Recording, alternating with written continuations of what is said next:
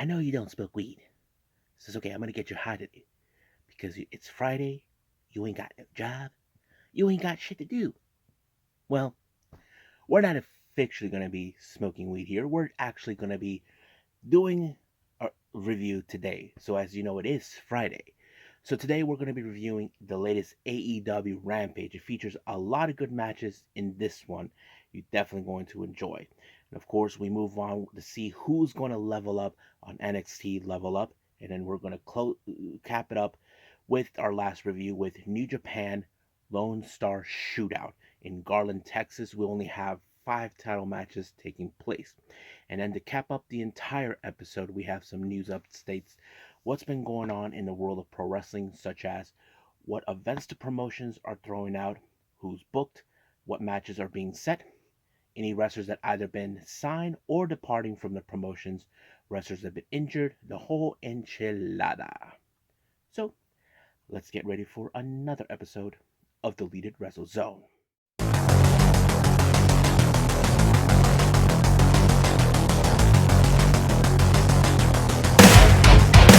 Are you ready?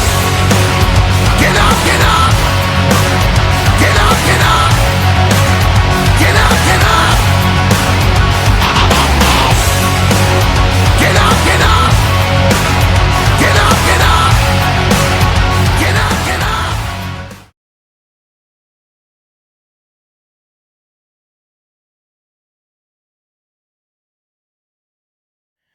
Welcome everybody to the Deleted Wrestle Zone, all things that is pro wrestling with AEW, NXT, New Japan Pro Wrestling, Impact Wrestling, the National Wrestling Alliance, various promotions, wrestlers, matches, and championships. I am your host, J-Rod here. So if you are new to the channel, welcome. This is where we do a lot of reviews from various promotions, not only here in the United States, but also in Japan, Mexico, Canada, Europe, the UK, anywhere in the world where wrestling is not as big, but it is growing. We also do some discussion videos, talk about various topics such as the wrestlers themselves, the promotions, storylines, anything we want to talk about. We also do some news updates. If I'm unable to put it on this episode, I'll put it at some other time, and various other things on this channel. So if you like what you see, please subscribe to us. So click on the subscribe button. You'll be getting a lot of daily reviews and other cool stuff on this channel. So if you also like this episode, please give us a like on the like button or leave us a nice comment down below. Now let's begin with our very first review. This is from AEW Rampage. It starts out with Ricky Starks, one half of the AEW World Tag Team Champions, takes on El Perro Peligroso, Preston Vance, formerly known as 10. Now, this is a very interesting thing. We have seen that, of course, recently Preston Vance and Rush teamed up with FTR to take on Ricky Starks and Big Bill, and I forgot who else was involved, and kind of set it up. Now, I wouldn't be surprised if LFI are gunning for the tag team titles. But however, the match was pretty good. There was a lot of resiliency. Well, not resiliency, more of the how to say, Ricky Starks trying to put away the most dangerous person ever, Preston Vance. But however, the match would have won by Preston Vance if it wasn't for Big Bill, who was originally at commentary, decided to get involved, costing the match, allowing for, of course, Ricky Starks to spear Preston Vance and then pick up the win. And of course, during the post-match, Big Bill and Starks decided to beat down Preston Vance, but here comes the rest of LFI, the brothers Dalistico and Rush. You know this is not going to be over. But like I said, I wouldn't be surprised if they're gunning for the tag team titles. That's something I'm sure that Ricky Starks and Big Bill need to be more careful with, because Rush or the rest of LFI, they are not playing games.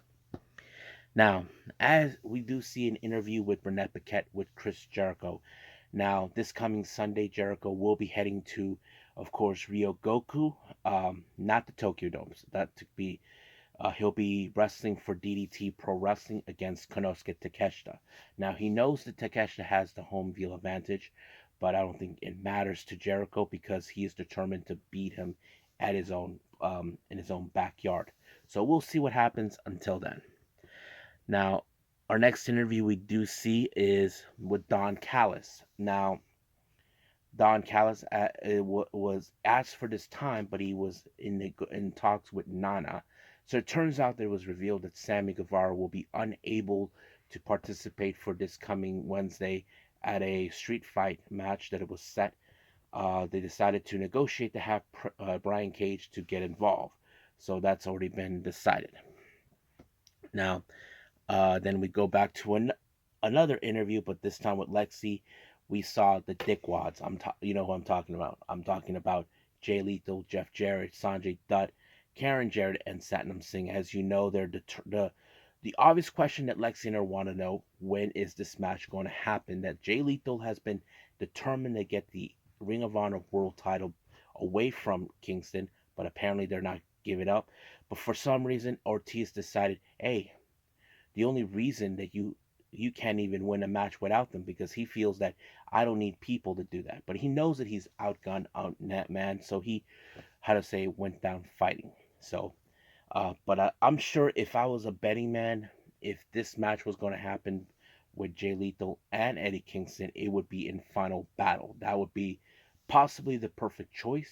But like I said, it's still not written or writing. So we'll see where that goes. Our next match, we have Ruby Soho taking on Red Velvet. As you know, Red Velvet came back this recently, but lost to Julia Hart. Now this is a very interesting match to watch. You probably would have said that it would have been a, how to say, Ruby Soho would have gotten away with it, but however, someone sent some flowers in green flowers, and that kind of distracted Ruby Soho in this particular match because it was like a spinning kick by Red Velvet to put away Ruby Soho to pick up the win. Now, our next match we have the Kingdom. Of course, Roderick Strong shows up, calling out Dasha, going Dasha, Dasha. So yeah, it gets annoying. They take on the guys known as Los Suavecitos, consistent of Danny Rose, and Ricky. Forgot his last name. But of course, they applied this new move called the neck check. I don't know which one got the neck check, and of course, in post match, Roderick Strong comes out and beats up the opponent. Now we do see a little interview with that Garcia along with Menard, Daddy Magic, and Cool Hands. As you know, he doesn't know when the next opportunity will rise after losing to MJF for the AEW World Title. Well, um, he calls a shot by calling out Andrade. I don't know what Andrade would think, but I'm sure he's going to be laughing his butt off, thinking that you made a big mistake. However, apparently Soraya was not too keen on what just transpired earlier with Ruby Soho, so you can guess what's happening there. So it looks like love is in the air, but of course, there's going to be some, how to say, objection on the opposition from both sides. Now, our last interview we have, of course, what's her name? The Kingdom, of course, acting all the shenanigans they did, but they were reminded by a group of tag teams that you remembered in Ring of Honor, Darius Martin, and of course, Andrade. They kind of said what happened to the guys that wanted respect, but looks like they're not the same guys. However, Roderick Strong calls out Darius Martin to be his first victim. So we'll see where that match will take place. Our next match we have Hijo de Vikingo and Komander taking on FTR. I have to say it was a pretty good match. Now there was a moment where we saw Hijo Vikingo might have hurt himself. We don't know if it was bad, but it seems like he was able to continue. But I have to say it was a pretty good match because majority of the time Vikingo and Komander were using their aerial skills as a weapon. However, FTR managed to keep them grounded long as possible until later they tried the Shattered Machine Komander and picking up the win thanks to Wheeler. Of course, they gained their respect from both Komander and Vikingo because, as you know, they are not fans of the whole high flying, but they respect that they were able to hang on to them, knowing like this was a pretty good match to show these guys can hang with guys like FTR, who don't like do the whole flippy flop. But it was a fantastic match. So we'll see what happens the next day in Collision. So I think that's it for now for AEW. I believe it's time to find out who levels up.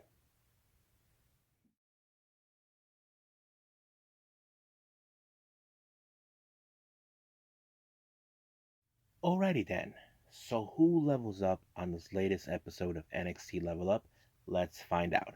Our first match, we have Gigi Dolan versus Stevie Turner. Now it's been a while since we've seen Stevie Turner. We know she has been doing these segments where, of course, analyzing wrestlers, but we have hardly get to see her. We don't know what's been going on. I'm going to presume that she might have been injured for a while, but it's great to see her back. But how will she match up now to Gigi Dolan?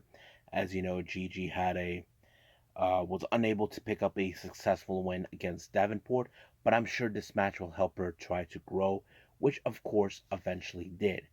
Gigi applied the Gigi driver to pick up the win. Now, before our next match that involves, we have Tyreek Igwig and what's his name? Tyson DuPont. Now, their opponent for the main event is, of course, none other than the Gallus boys, Wolfgang and Joe and Mark Coffey. Now, they know who they're stepping into the ring, so they're not playing against with slouches, but they know that if beating them means they could be in a conversation for a future tag team title. So that's something they could actually fill. But however, when it comes to the Gallus, you know these guys are not playing for keeps. Now let's jump into the match itself. I have to say you have power versus power, agility versus agility in this type of match. That itself is very great to enjoy. I mean, I think it shows we have a team that, of course, Igwig and DuPont are the least experienced tag team.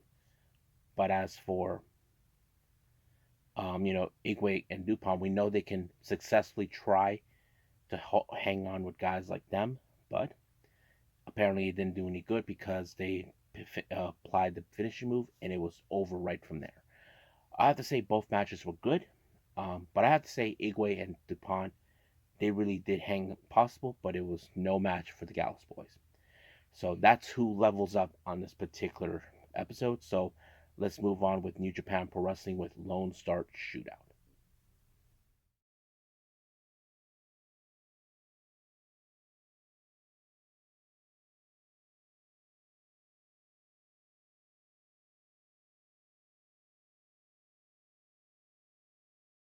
Okay, our final review, New Japan with Lone Star Shootout. This is one of their American shows here in the States in Garland, Texas.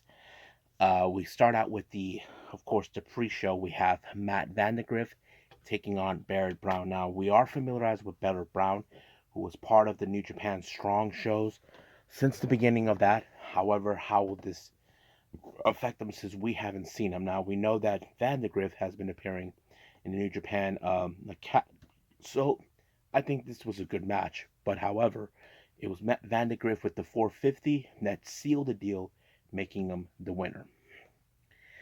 Now, our second match and our only one left from the pre-show, we have Filthy Tom Lawler taking on Fred Rosser. Now, these two guys are no strangers from each other. If you guys remember, Tom Lawler was the first ever New Japan Strong Openweight champion. Fred Rosser was the second who defeated him for the belt. So I'm sure that Lawler will love nothing more to get a little payback from that time. But in the end, it was, Fred Rosser was about to apply a submission on him, but it was being, how do I say, not countered, but more like tried to adjust, not to be involved, but it resulted in him being in a pinfall that allowed Rosser to pick up the win. So this is a huge disappointing loss for Team Filthy. So we'll see how this one goes. As you know, Isaacs and Jarrell will be in a title tag match. So we'll get to that.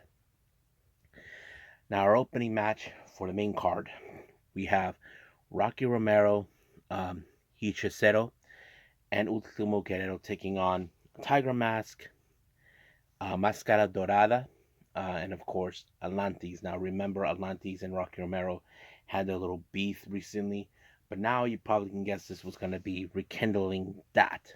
However, in the end of this, it was, of course, a shooting star by um, Máscara Dorada onto Hichicito to pick up a very good one right there. So, yeah. Next up, we have Joey Janela and Toro Yano in a Anywhere Goes match where, of course, weapons were used. There were chairs being used. Yano was using the tape, so did Joey. Um, but, of course, low blows were being thrown out. But in the end, it was, of course, once again, if Kevin Kelly was there, he would have said, "My monitor went out." So apparently that happened. Yano rolled up Joey Janela to pick up the win. Excuse me.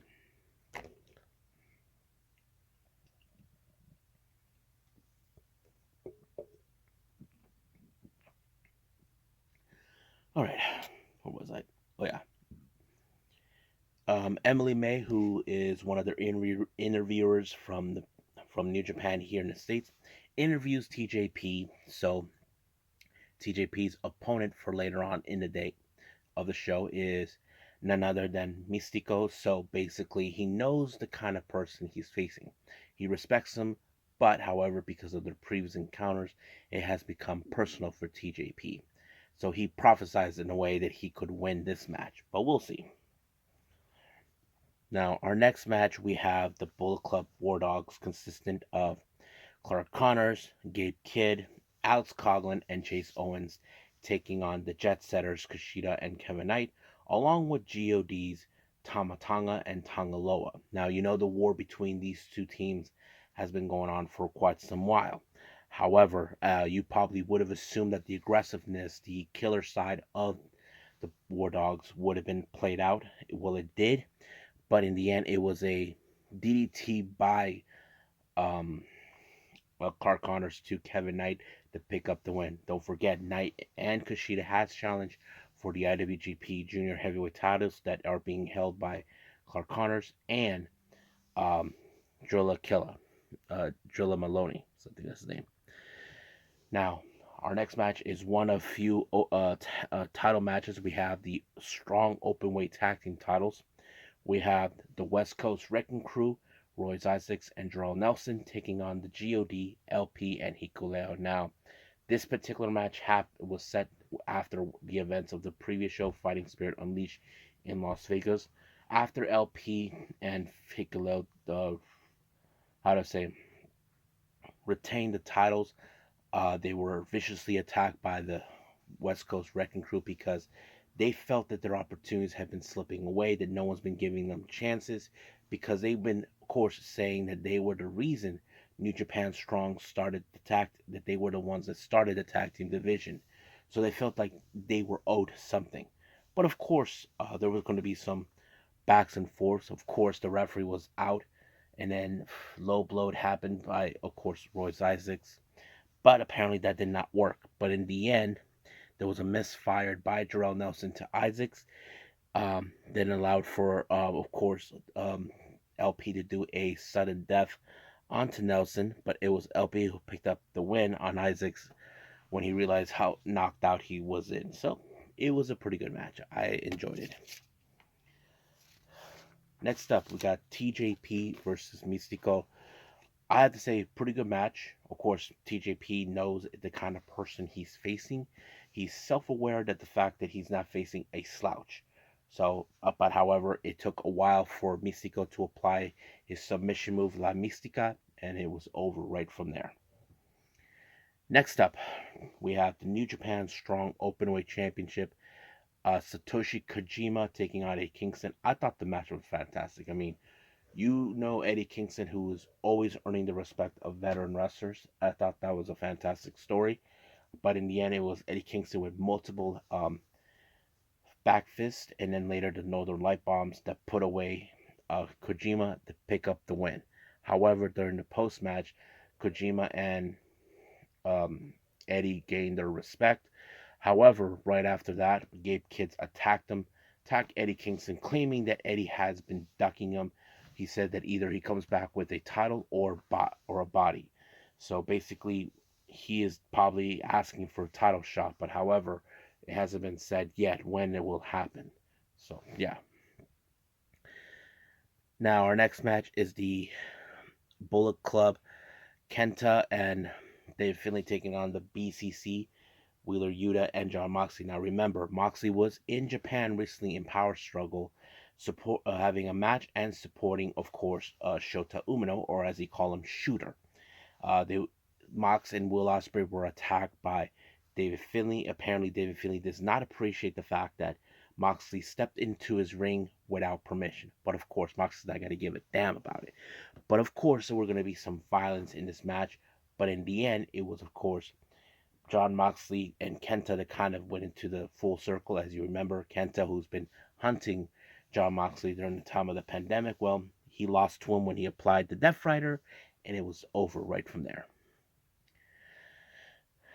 Our next match is the IWGP World Television title. I have to say, what a match. It was a classic. I think it was a clinic, in my opinion, because you know the kind of things that Mike Bailey can do. But however, when time was running out, what's his name? Zack Sabre Jr. tried to use a submission by force in order to ensure not the time expires. Luckily, it happened before we get to the 15-minute mark, but it worked. Now, our next match is the IWGP Women's title. Now, Mayu said that she's willing to defend it against anybody. Well, it turns out the person who responded was from the Las Vegas show, Stephanie Vakir, saying that I have two titles. I'd rather really get a third one. So that's what happened. But however, Mayu was able to hold on to the belt when she applied the moonsault, and it was over right from there. Next up, we have the Never Openweight Championship. Now remember, 13 days ago, Shingo defeated Tama Tonga for this belt. Trent Beretta, in fact, became the next challenger. But you know Shingo will bring everything to Trent Beretta, everything that he has, until he applied the Last of the Dragon, and it was over right from there. However, Shingo called out for the opponent for next, and guess who it was? It was Tama Tonga. Now Tama hasn't forgotten this match, and he felt that this match deserves to have a rematch. So he said, you know what, you want it, I want it, and these people want it. So he set up the time and date. He accepted the challenge, but it will take place on July 4th at Wrestle Kingdom 18, which is going to be huge. So Tama will have a Wrestle Kingdom moment. We'll see what happens until then. I think that's pretty much it for New Japan. Let's move on with some news updates.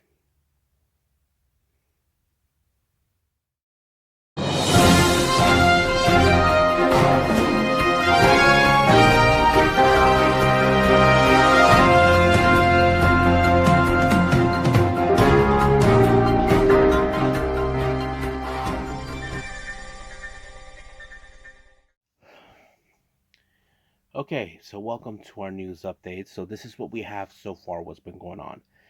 Now, recently, as you know, if you heard of this Mexican promotion called KAOZ, they have been recently been making moves. Now, they announced that they will have Julissa Leon, for now goes by Julissa, be part of the roster. Now, they haven't done any show for months. However, they're now setting up for the roster for 2024. They announced first Cibernetico. If you guys don't know who he is, Cibernetico is a heel from a wrestler down in a luchador from Mexico. He often been controversial with the founding owner of AAA, Antonio Peña, but of course those things have changed. Cibernetico has been announced as the first part of the roster. The second is Julissa Leon. However, Julissa Leon, who is the Crash Women's Champion. Moving on.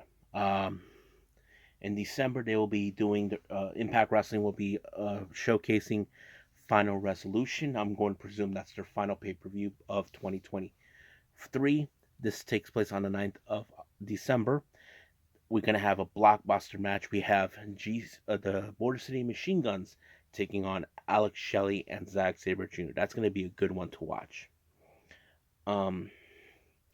GCW has announced for their Nick Gage Invitational 8 show that takes place on the 30th of December.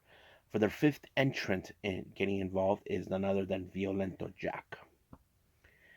Next up, Procedure Wrestling announced for the Roseland 7 show on the 5th of January of 2024. Sky Blue will be participating in this particular show.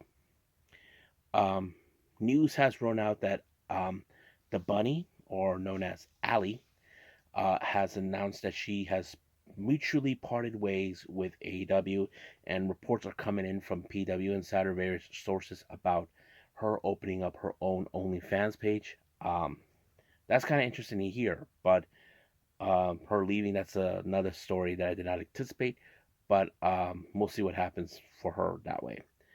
Now, finally, if you guys are from the LA area, you may have heard LA area, Los Angeles mostly. You may have heard of this promotion called PWG, Pro Wrestling Pro Wrestling Gorilla. Apparently, we haven't heard anything from them. I didn't even notice. However, they posted this up on their social media. This is what they had to say. I'm going to presume it's Super Dragon, since he is the owner.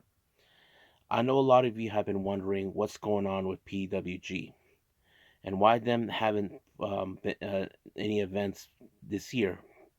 My girlfriend had been very sick and battling aggressive cancer since early this year. It's been incredibly difficult for me to focus on anything else. Recently, things took turn for the worse and need to take some time away from wrestling. There will be no PWG events this year. We will return soon as possible in 2024. Thank you for all of your support. So basically, whatever goes on, they are going to put that on hold for the time being. So hopefully they do come back. Many of us probably, I have seen many of their shows online. Great stuff. So I think that's pretty much it right now. So let's just call it a day. Well, I hope everybody enjoys this episode coming up. I haven't reviewed the latest Choco Pro shows, 338, 339 just yet. I'll do those as soon as possible. I'm yet to catch up with Stardom. I'm gonna have to do this separately as soon as possible. We do have AEW Collision. As we speak, there is another Stardom show. This is day 8 of the Goddess Tag League. So basically, we'll see what happens. Until then, we're getting closer and closer to the end for these guys to finish. But we'll see what happens. We're gonna wing the whole thing from here on out. But for now, I will see you guys in the next DWZ time. Same DWZ channel. I must bid all of you adieu. So, goodbye. And have a nice day. Bang.